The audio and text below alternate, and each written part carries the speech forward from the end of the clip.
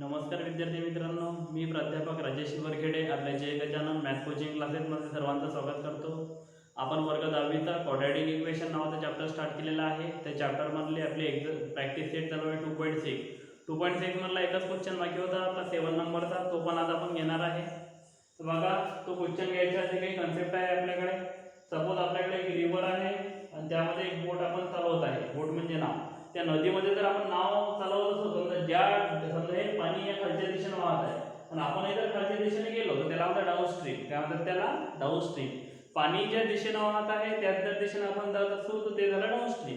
आणि पाणी जर त्या दिशेने जात आहे, आपण जर त्याच्या अपोजिट डायरेक्शनने येत आहे त्याला काय म्हणतात? अपस्ट्रीम. तर आता आपण जर खाली जात आहे तर आपल्याला काय भेटेल? स्पीड ऑफ बोट. बोटची काहीतरी स्पीड असेल आणि काही स्पीड काय असेल? वॉटरची, त्या जे फ्लोईंग वॉटर आहे त्याची काही स्पीड असेल. तर मी स्पीड ऑफ बोट घेतो 1 किलोमीटर आणि स्पीड ऑफ वॉटर करंट घेतो y किलोमीटर पर आवर. तर आपल्याकडे speed of boat in downstream, तर speed of boat in downstream काढणं असेल तर आता करायचं speed of boat plus speed of water current आणि अपस्ट्रीम मध्ये काय करायचं? फक्त minus.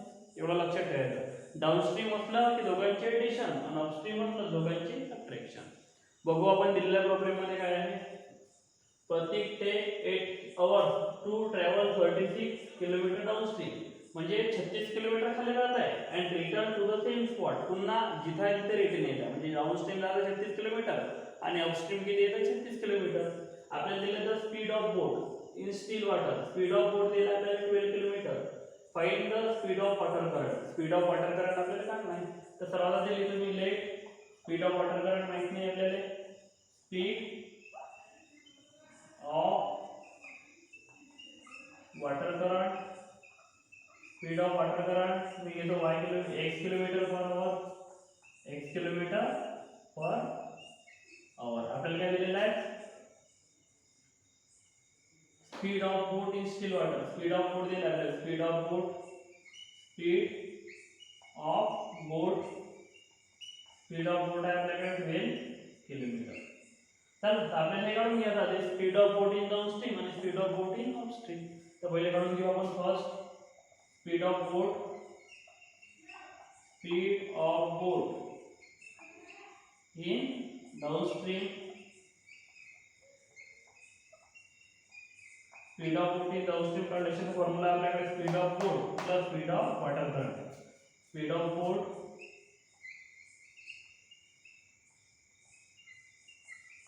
Plus speed of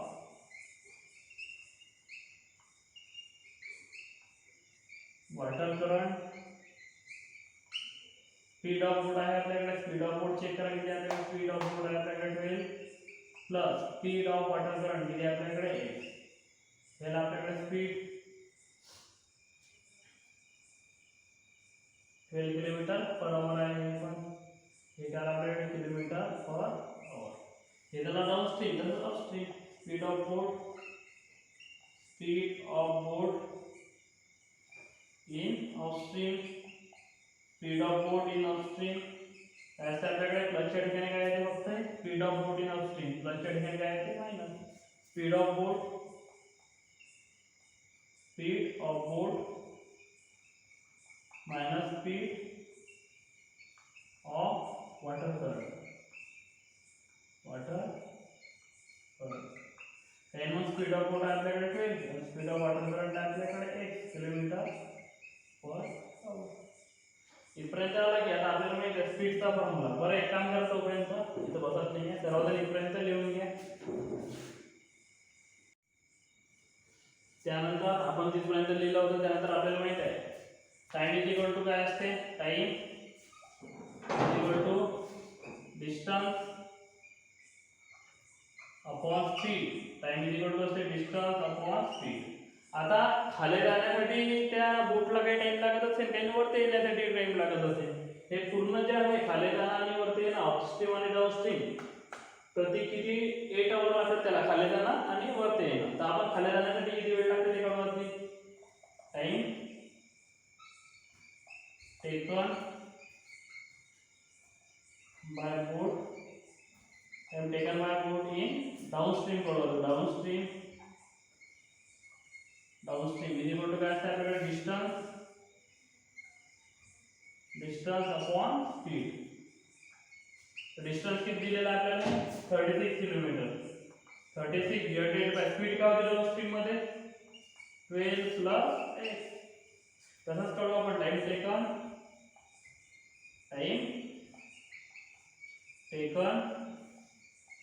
bye boat in upstream. Time taken by boat in upstream is equal to say this formula distance upon speed. Distance बघा किती आपल्याकडे 36 आणि upstream च्या वेळेस तर काय होतं आपल्याकडे स्पीड काढलेला आहे आपण याच्या आधी चेक करता किती आपल्याकडे 12 मायनस त्यानंतर आपल्याकडे टोटल टाइम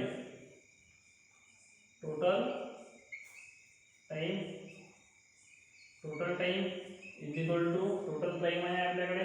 टोटल टाइम काय time taken by boat in downstream plus time taken by boat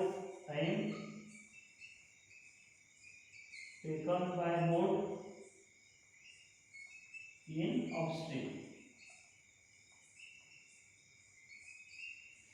So total time किती लागत आहे 8 आवर. तर लिहिलं मी 8 आवर 8 is equal to time taken by boat in downstream. तर downstream साठी 36 upon 12 plus x plus upstream 36 upon 12 minus x. याला बरोबर लिहून घेऊ आपण 36 upon 12 plus x plus 36 upon 12 minus x is equal to 8. Cross multiply करून घ्या ना जरा इकडे मल्टिप्लाय 36 पहिले कॉमन काढून घेऊया. 36 काढले मी कॉमन राहील आपल्याला 1 upon 12 plus x plus 1 upon 12 minus x is equal to 8. लिहिलं मी 36 क्रॉस मल्टिप्लाय नंतर इथे मल्टिप्लाय केलं तर आपल्याला 12 minus x प्लस यानंतर इकडे केला मल्टिप्लाय 12 plus x डिवाइड मध्ये दोघांची multiplication 12 plus x 12 minus x is equal to आपल्याकडे याने केलं मी इकडे मल्टिप्लाय याने केलं मी इकडे मल्टिप्लाय डिवाइड मध्ये दोघांची मल्टिप्लिकेशन हा प्लस x मायनस x हे कॅन्सल 36 into 12 plus 12 म्हणजे 24 डिवाइडेड बाय काय आपल्याकडे 12 plus x दुसऱ्या ब्रॅकेट मध्ये 12 minus x is equal to किती आपल्याकडे 8. त्यानंतर याने करा इकडे मल्टिप्लाय बाबा हे आपल्याकडे 36 into 24 is equal to 8 into 12 plus x 12 minus 8 है का 8 8 से किती होतात 24 म्हणजे काय 36 into 3 is equal to 12 plus x and second digit 12 minus x. पुन्हा आपल्याकडे formula a square minus b square काय होते एका ब्रॅकेट मध्ये a square minus b square काय आहे आपल्याकडे एका ब्रॅकेट मध्ये a minus b आणि दुसऱ्या ब्रॅकेट मध्ये a plus b. जर असं दिलेलं असेल तर त्याला असं लिहायचं बाबा a च्या ठिकाणी 12 आणि b च्या ठिकाणी a plus b आणि a minus b म्हणजे काय a square minus b square म्हणजे 12 चा स्क्वेअर आणि x चा स्क्वेअर 36 मल्टिप्लाय बाय 3 sin 3 18 8 हाताला केंद्रिक 9 म्हणजे 108 108 is equal to 12 चा स्क्वेअर 144 minus x square. आपला 144 इकडून आणल्यावर काय minus 108 minus 144 is equal to minus x square. 108 मधून 144 जात नाही 144 मधून 108 गेले 144 108 14 मधून 8 गेले 6 राहिले दिला रिटर्न 4 मधून 3 राहिला म्हणजे इकडे राहिला -33 मोठ्या नंबरचे is equal to minus x square minus minus get cancel म्हणजे x square is equal to 36. तिथे बसत नाही आता तोपर्यंत सर्वजण इथपर्यंत लिहून घे x square is equal to 36 36 is the square and 6 the square taking square root on both sides square root घेतला इकडे आपल्याकडे x आणि समोर काही प्लस मायनस स्क्वेअर रूट घेतली समोर प्लस मायनस भेटते एकदा घ्यायचा प्लस और एकदा काय घ्यायचा मायनस एक्स्ट्रा घेतला होता आपण स्पीड निगेटिव्ह येत नाही म्हणून x ची व्हॅल्यू किती आली आपल्याकडे 6 ते आपल्याला काढणं होतं स्पीड ऑफ वॉटर झाला तर लिहिलं मी स्पीड ऑफ वॉटर करंट काय घेतला होता आपण x किलोमीटर पर आवर तर x किती आला चेक करा याला एक 6 किलोमीटर फॉर सर्व प्रॉब्लेम सर्वजण स्क्रीनशॉट काढा आणि प्रॉब्लेम लिहून घ्या.